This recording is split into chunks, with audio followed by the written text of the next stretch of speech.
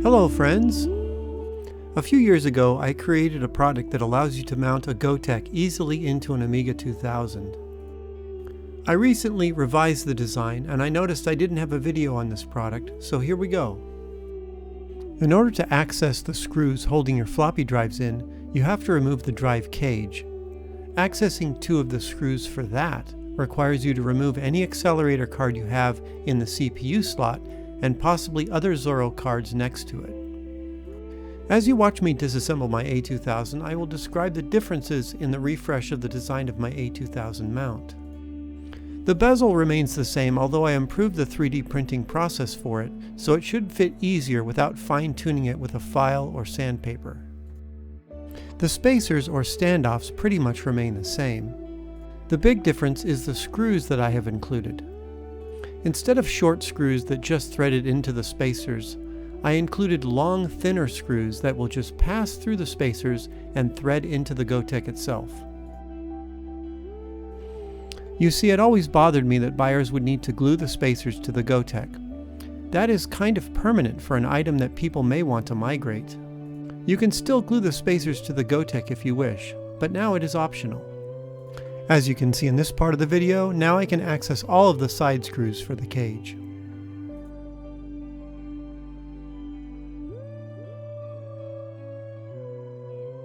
You may notice that I have something in the second drive bay that I will remove off camera. That is a combination SCSI to SD Gotek case. You can find the 3D printer files out there if interested. To install a Gotek with my kit, start by pre-threading the screws into the Gotek case. This will make life easier in a minute. You don't need to thread them in very far. Once you have completed that, you can now proceed to fit the bezel on the Gotek. You may elect to glue this in place, but as you can see here, it does provide a friction fit. If you do want to glue it, I recommend a small amount of white glue or hot melt glue just in the corners, as they are easily removed.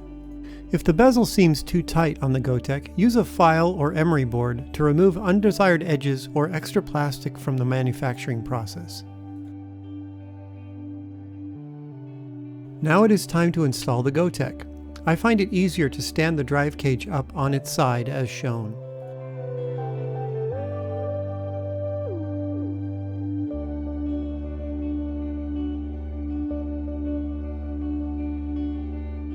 Now as you install the screws and spacers, they should easily find the threads you made in the first step.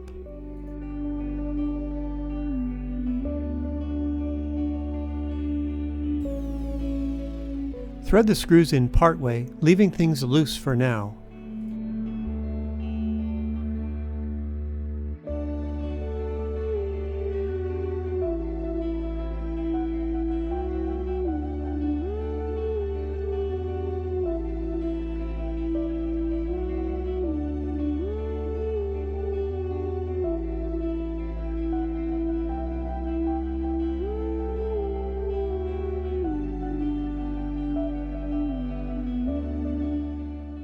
Now we can tighten all the screws to secure the Gotek.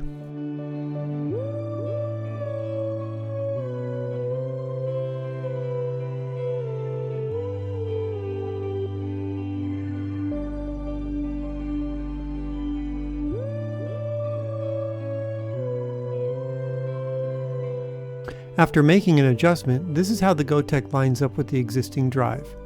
Should it line up with the front face of the other drive, or where it is now? I can't bring it any farther forward without modifying the drive cage holes, but my opinion is that back in the day, two different drives never exactly matched in depth or in color. I am satisfied with the results. If you just can't line them up to your satisfaction, keep that file handy for a little modification of the drive cage holes, or revert my design by gluing the standoffs exactly where you need them under the Gotek and fastening them with standard number 6 PC case screws, not included. But I think most will be happy at the design as presented, but be sure to let me know in the comments. What I am certain of is that it's a lot better than nothing at all. This item, the Gotek drive emulator, and many other accessories for your Amiga are available in my eBay store. Check the description for a link to my store. And thanks for watching, friends.